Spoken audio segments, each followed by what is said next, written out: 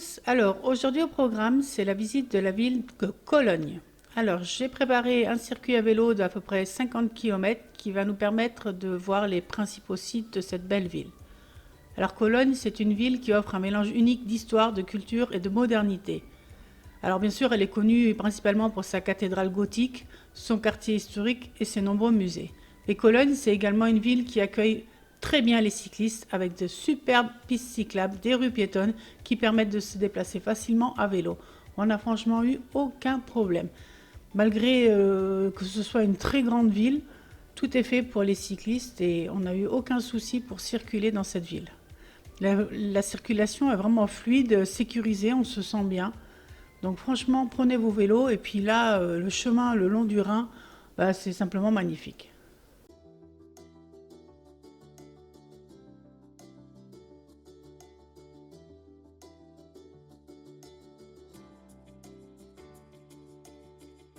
Là, on se trouve devant la Severinstorburg, qui est une des portes historiques restantes de la ville.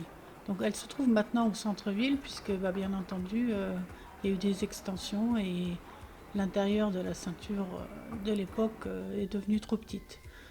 Donc c'est là, vraiment un témoin impressionnant des vastes remparts qui entouraient autrefois de manière vraiment protectrice la ville de Colonia Claudia Ara Agrippinensium, donc qui est devenue Cologne de nos jours.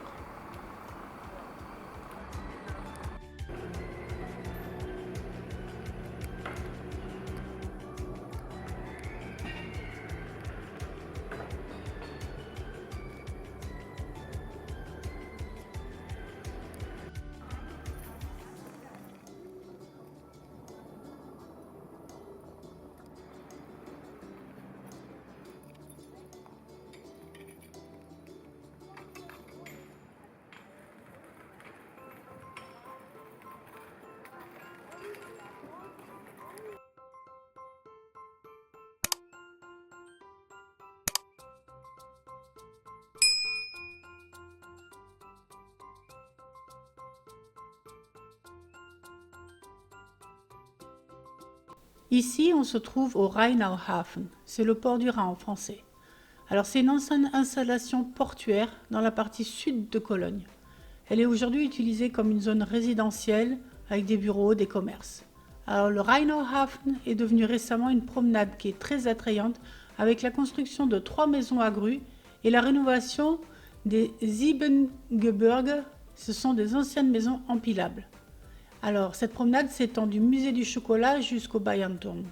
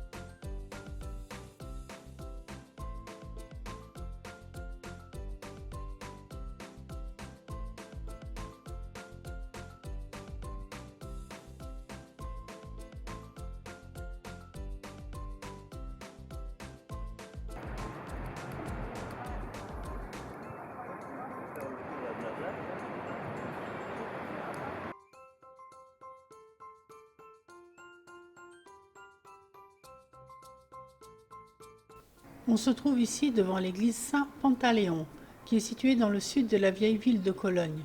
C'est une église dont la construction remonte au premier âge romain. Donc la basilique bénédictine Saint-Pantaléon est la plus ancienne église romane de Cologne. L'Aachener Weiher est un point de rencontre particulièrement populaire ici à Cologne. Il est à proximité immédiate du centre-ville et cet endroit est un oasis de verdure. Il y a un café en plein air au bord du lac. On y trouve également le musée d'art d'Asie.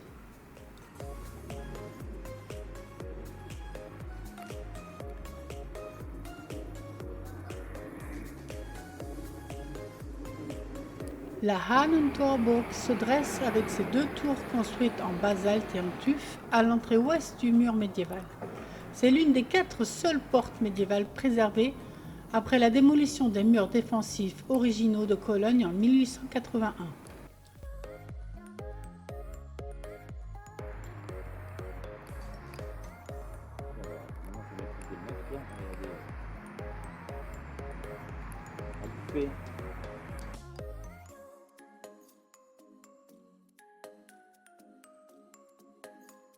Nous y voilà, le Kölner Dom, la cathédrale de Cologne.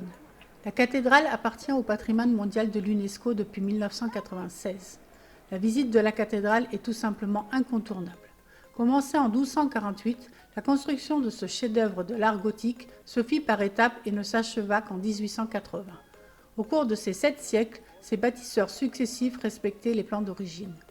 Lorsque les Français s'emparèrent de Cologne en 1794, l'édifice fut utilisé comme entrepôt de blé et de fourrage. Les travaux ne reprirent pas avant 1840. En 1880, l'édifice était achevé après 632 ans et 2 mois.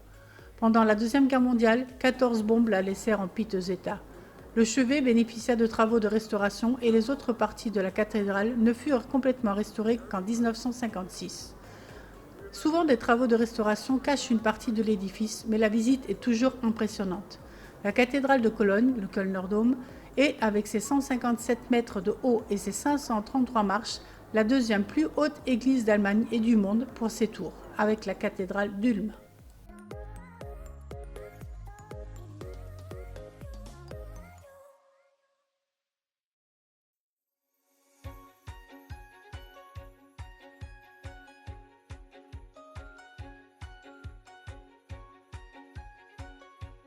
Dans Mediapark, on trouve les vestiges d'un ancien viaduc romain. Mediapark est un quartier créé par une opération de rénovation urbaine située au nord-ouest de Cologne. Il concentre, comme son nom l'indique, un ensemble d'entreprises de communication et de médias. La tour Kölnturm, conçue par Jean Nouvel, est située au centre de Mediapark.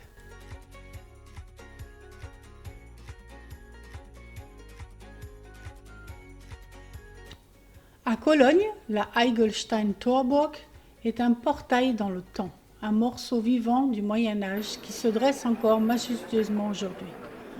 Construite entre 1228 et 1248, pendant la période d'expansion de la ville, cette tour était l'une des 12 portes qui permettaient l'accès au centre-ville.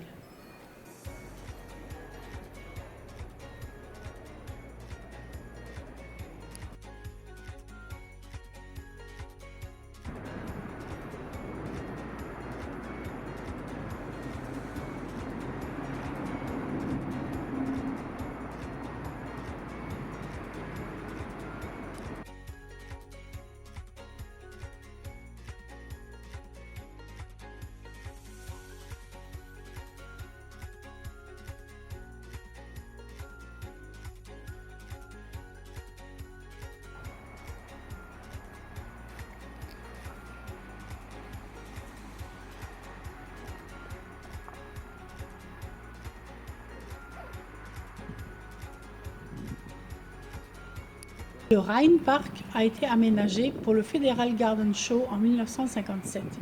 Afin de pouvoir traverser le Rhin jusqu'au zoo, le premier téléphérique allemand a été construit. C'est celui qu'on a vu juste un peu avant. Lors de son 50e anniversaire en 2007, le Rheinpark a été nommé le plus beau parc d'Allemagne et le deuxième plus beau parc d'Europe. Et franchement, peu importe la fréquence à laquelle on passe devant, ce panorama est imbattable par tous les temps et à toute heure de la journée.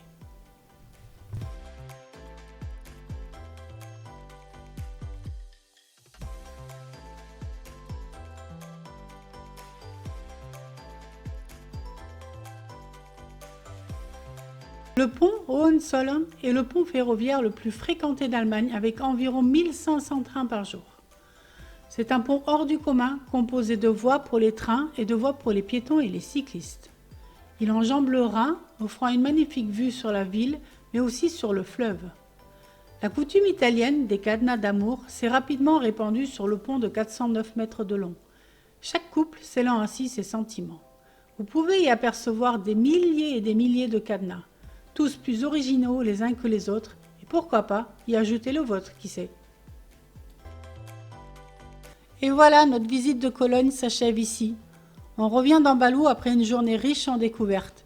Il fait lourd et on a même droit à quelques gouttes de pluie. On est heureux et satisfait de notre journée à Cologne. Bien fatigué, mais content d'avoir pu découvrir cette belle ville à notre rythme et à vélo. Aujourd'hui, c'est une journée off. On est bien fatigué. Il fait beau et on en profite pour aller se rafraîchir dans le Rhin. Alors faire trempette dans le Rhin, c'est pas interdit, sauf dans des zones spécifiques, en amont des barrages, des écluses, et puis généralement partout où il y a une berge qui a été bétonnée. Pour autant, il faut rester prudent puisque cette baignade n'est jamais surveillée. Alors le Rhin est un fleuve très fréquenté par des grands bateaux, parfois de plus d'une centaine de mètres, et là on a toujours le risque d'être emporté par une grosse vague, surtout avec les enfants, ça peut être très dangereux, alors restez prudent.